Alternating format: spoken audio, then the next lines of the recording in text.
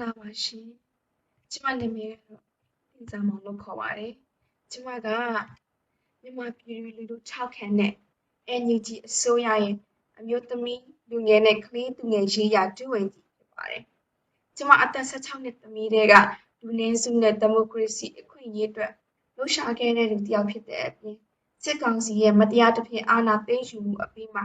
ရန်ကုန်မြို့ရဲ့အထွေထွေတပိတ်ကိုလူငယ်တွေအလုပ်သမားတွေနဲ့စတင်ဦးဆောင်ခဲ့တဲ့လူတစ်ယောက်ဖြစ်တဲ့အလျောက်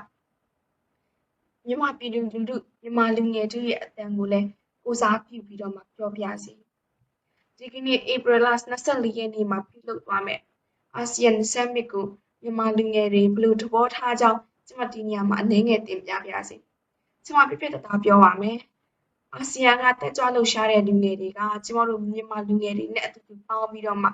Mitch Alliance လို့ခေါ်တဲ့ platform တွေသုံးပြီးတော့မှကျမတို့နဲ့အတူတူကရပ်တည်နေပေမဲ့အာဆီယံခေါင်းဆောင်တွေကတော့အခုချိန်ထိမြန်မာပြည်သူလူထုရဲ့အတန်ကိုပြည့်လျူရှုထားဆဲပဲဖြစ်ပါတယ်။ဒါကြောင့်မို့လို့အာဆီယံခေါင်းဆောင်တွေကဆိုရင်လူထုကိုအလေးပေးတဲ့လူထုကိုအလေးထားတဲ့ခေါင်းဆောင်တွေများဟုတ်ရလားလို့တော့ကျမတို့အနေနဲ့တန်တရားဝင်စရာဖြစ်ပါတယ်။စစ်ကောင်စီရဲ့လူမဆန်စွာတပ်ဖြတ်မှုဒီမိုကရေစီရေးလှုပ်ရှားအရေးအပြင်အပြစ်မဲ့ပြည်သူလူထုနဲ့ကလေးသူငယ်တွေကိုညှင်းဆဲတပ်ဖြတ်မှုကျောင်းသားနဲ့တက်ကြွလှုပ်ရှားသူတွေကိုထောင်ချမှုအစရှိတဲ့ပြစ်မှုတွေကိုအာဆီယံအဖွဲ့ဝင်ခေါင်းဆောင်တွေကအခုချိန်ထိကိုလျစ်ရှုထားဆဲပဲဖြစ်ပါတယ်။အကြမ်းဖက်စစ်အုပ်စုကိုတယောက်ချင်းစီအရာကောအဖွဲ့လိုက်အရာကောစီးပွားရေးအရာဆန့်ရှင်းလုပ်စီးပွားရေးအရာဆန့်ရှင်းပိတ်ဆို့မှုတွေအပေါ်မှာကောအကြိမ်ကြိမ်ပြက်ကွက်ခွဲပြီးတော့မှအခုချိန်ထိပဲနှုတ်ဆက်နေဆဲပဲဖြစ်ပါတယ်။အစည်းအဝေးတွေကိုအကြိမ်ကြိမ်ပြုလုပ်ခဲ့ရမှာလဲမြန်မာလူထုရဲ့လူအင်ဆန္ဒတွေကိုကိုစားပြုဖို့အတွက်ပြက်ကွက်ခဲ့ပါတယ်။ဒါကြောင့်ယခုတစ်ခေါက်စစ်ကောင်စီကို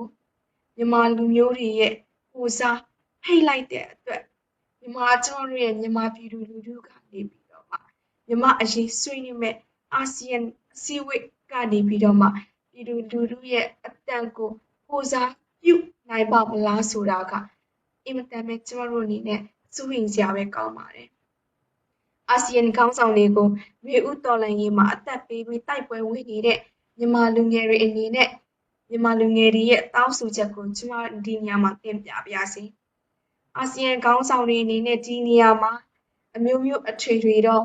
နိုင်ငံရေးစိတ်ပါဝင်စားမှုတွေနဲ့အကျိုးအမြတ်ရလိုမှုတွေကိုလစ်လျူရှုပြီးတော့မှလူသားဆန်မှုတွေကိုရှေ့တန်းတင်ပြီးနားထောင်ပေးဖို့အတွက်ကျွန်မဒီနေရာကနေတိုက်တွန်းပါစီ။နံပါတ်1အချက်အနေနဲ့အာဆီယံအဖွဲ့ဝင်နိုင်ငံတွေအနေနဲ့မြန်မာပြည်သူလူထုကိုကိုစားပြုတဲ့ကျွန်တော်တို့ရဲ့ National Unity Government NUG ကိုတရားဝင်အစိုးရအဖြစ်အသိအမှတ်ပြုပေးဖို့အတွက်ဒီနေရာကနေပဲတောင်းဆိုလိုက်ပါတယ်။နံပါတ်2အနေနဲ့အာဆီယံအစိုးရကို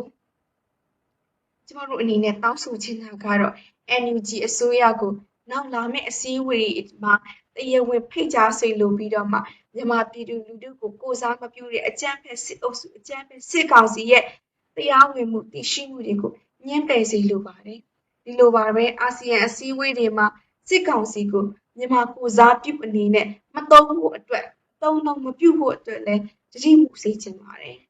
နံပါတ်3အနေနဲ့ငြိမ်းချမ်းစွာဆန္ဒပြနေတဲ့ပြည်သူလူထုအပေါ်ကိုစစ်ကောင်စီကရက်စက်စွာကျူးလွန်ထားတဲ့အရာဇဝတ်မှုတွေအနေနဲ့လည်းအာဆီယံခေါင်းဆောင်တွေအနေနဲ့အသက်ပြုစေလိုပါတယ်။နိုင်ငံရေးတက်ကြွလှုပ်ရှားသူတွေလူအခွင့်အရေးလှုပ်ရှားသူတွေဆန္ဒပြသူတွေဆန္ဒပြခေါင်းဆောင်တွေနဲ့သတင်းထောက်တွေကိုအမြန်ဆုံးလွတ်မြောက်ပေးဖို့အတွက်လည်းတောင်းဆိုခိုင်းစေချင်ပါတယ်။နံပါတ်4အချက်အနေနဲ့ကတော့ကျွန်တော်တို့မြန်မာနိုင်ငံမှာအခုချိန်ထိသတင်းအမှောင်ချဖို့စ조사နေပြီးတော့မှ internet data တွေနဲ့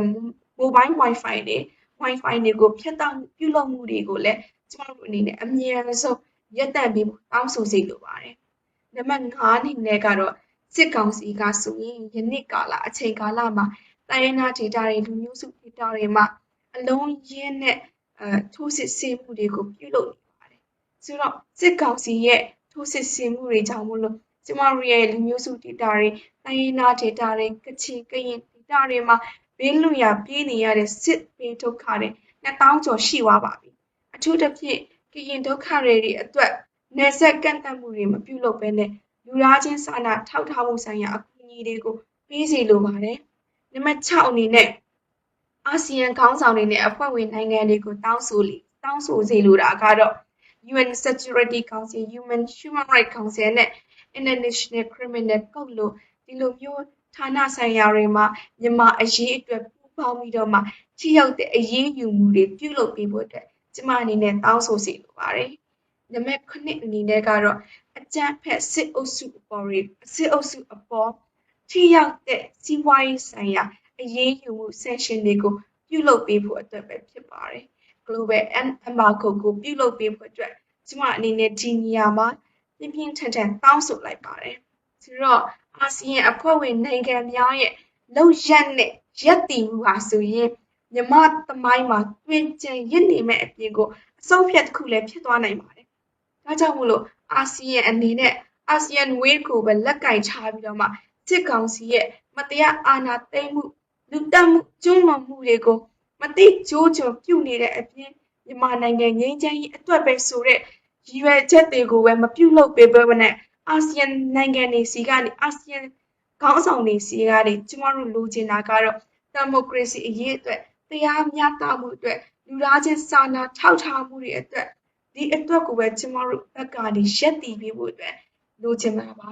ကျတို့နိုင်ငံမှာဆိုရင်ဒီအချိန်တွေမှာအင်မတန်ရှင်းလင်းသွားတဲ့အနေအထားမျိုးကိုဖြစ်သွားပါပြီဆိုတော့ဒီကာလမှာအကြမ်းဖက်အုပ်စုဘက်ကရပ်တည်မလားပြည်သူလူထုဘက်ကရပ်တည်မလားဆိုတာကတော့ကျမတို့ဒီအချိန်တွေဒီလိုကာလမှာအာဆီယံခေါင်းဆောင်တွေကိုကျမတို့တွေနဲ့ရှင်းရှင်းလင်းလင်းမေးခွန်းထုတ်ရမယ့်ကာလဖြစ်သွားပါပြီ။ဒါကြောင့်မို့လို့ဒီနေရာမှာတတိချက်စီလူတာကတော့အာဆီယံခေါင်းဆောင်တွေရဲ့လောက်ရကဆိုရင်ဓမ္မနဲ့အဓမ္မကိုဒီအချိန်မှာခွဲခြားကွဲပြားသိရတော့မယ့်အနေအထားဖြစ်လာပါပြီလို့ပြောရင်းနဲ့ကျမတို့ဘက်ကလည်းအာဆီယံခေါင်းဆောင်တွေအနေနဲ့ကျမတို့ပြည်သူလူထုတွေနဲ့အတူတူရပ်တည်ပေးမယ်လို့မျှော်လင့်မိပါကြောင်းပြောကြရင်းနဲ့ကျမဒီညမှာကျမရဲ့တည်စကားကိုတင်ပြပါစီရှင်ကျေးဇူးတင်ပါတယ်ဒီကာလက COVID-19 ကာလဖြစ်တဲ့အတွက်အားလုံး COVID-19 နဲ့ပတ်သက်ပြီးတော့မှသတိပြုကြဖို့နဲ့နေကောင်းကျန်းမာကြဖို့လဲကျမကမြန်မာနိုင်ငံကနေပြီးတော့မှမေတ္တာပို့သလိုက်ပါတယ်ရှင်ကျမတို့မြန်မာပြည်သူလူထုကဆိုရင်ကျမတို့အနဲ့အတူတူရပ်တည်ပေးဖို့အတွက်အခုချိန်ကြီးကျမတို့ကမျှော်လင့်တောင်းတနေတော့မယ်ဆိုတဲ့အကြောင်းလဲသတင်းစကားပါပြစီရှင်ကျေးဇူး